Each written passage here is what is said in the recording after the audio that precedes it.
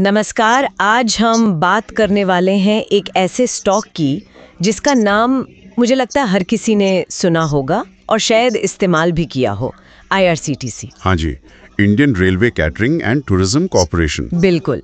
तो हमें ना एक स्टॉक विश्लेषण मिला है इस पर और आज हम इसी को खंगालेंगे, देखेंगे कि ये इतना खास क्यों है और निवेश के लिए इसमें क्या बातें हैं। हाँ, मतलब इसकी जो यूनिक पोजीशन है मार्केट में वो समझने लायक है।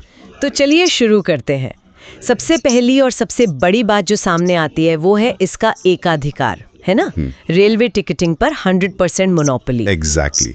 मतलब ऑनलाइन ट्रेन टिकट लेना है तो IRCTC के पास ही जाना पड़ेगा, कोई दूसरा ऑप्शन ही नहीं है। और ये जुड़ा है भारतीय रेलवे से, मतलब वो नेटवर्क जो रोज कितना बताया था, लगभग 2 करोड़ लोगों को लेकर चलता है। हाँ, करीब 2 करोड़ रोज। आप अंदाजा लगाइए, ये ऑस्ट्रेलिया की पूरी आबादी के बराबर है रोज। बाप रे, ये तो कमाल का स्केल है। बिल्कुल। और यही बात ये विश्लेषण भी हाईलाइट करता है। तर्क ये है कि भाई जब तक इंडिया में लोग ट्रेन से चलेंगे, और वो तो चलने वाले हैं। हाँ, वो तो हमारे जीवन का हिस्सा है। हाँ, तो तब तक IRCTC की जरूरत रहेगी ही रहेगी। मतलब इसके फेल होने का चांस बहुत ही कम है। वो तभी होगा जब लोग ट्रेन से चलना ही बंद कर दें। अच्छा, ये तो हुई इसकी मजबूती की बात, पर पैसा मतलब कमाई के आंकड़े क्या कहते हैं? विश्लेषण में कुछ है इस पर? हाँ, आंकड़े दिए हैं। देखिए, पिछले 5 साल का जो CAGR है, मतलब सालाना ग्रोथ रेट, वो करीब 30% रहा है। 30%? ये तो काफी सॉलिड है। हाँ, काफी अच्छा है। फिर 3 साल का देखें तो वो करीब 20% है।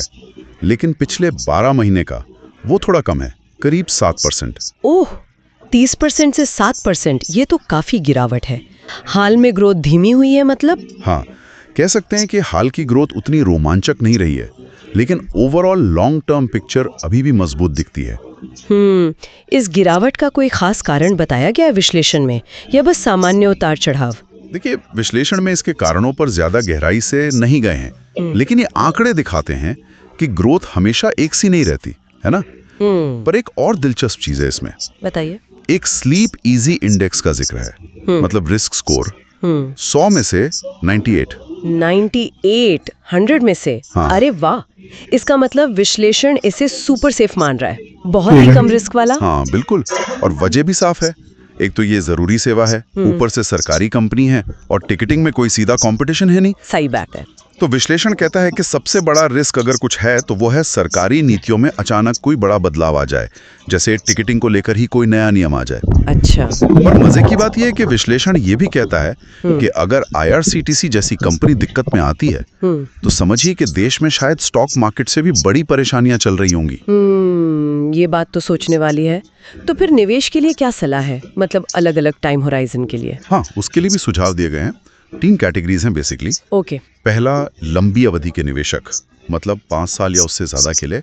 उनके लिए कहा गया है SIP करो, सिस्टमैटिक इन्वेस्टमेंट प्लान। मतलब हर महीने थोड़ा थोड़ा डालते रहो। बिल्कुल। विश्लेषण इसे कहता है देश की धड़कन में निवेश करना, क्योंकि ट्रेनें तो चलती रहेंगी। ये अच्छी लाइन है, देश की धड़कन में निवेश। अच्छा, और छोटी अवधि वालों के लिए? हाँ, छोटी अवधि मतलब करीब 1 साल के लिए। तो एक रफ आइडिया दिया है कि 900 रुपए के लेवल के आसपास खरीदने का सोच सकते हैं, और टारगेट 1050 से 1100 के बीच रख सकते हैं। ठीक है। और ट्रेडर्स जो कुछ हफ्तों या महीनों के लिए खेलते हैं, उनके लिए एक रेंज दी है 880 रुपए से 1050 रुपए की। और सलाह यह है कि बजट या टूरिज्म से जुड़ी खबरों पर नजर रखें, क्योंकि उनसे स्टॉक में हलचल हो सकती है।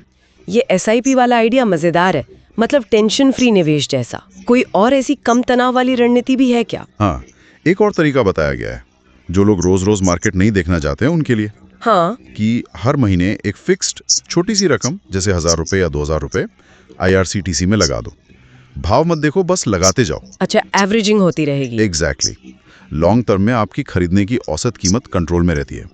विश्लेषण ने इसे बड़ा अच्छा नाम दिया है, धन बनाने के लिए मासिक ट्रेन पास।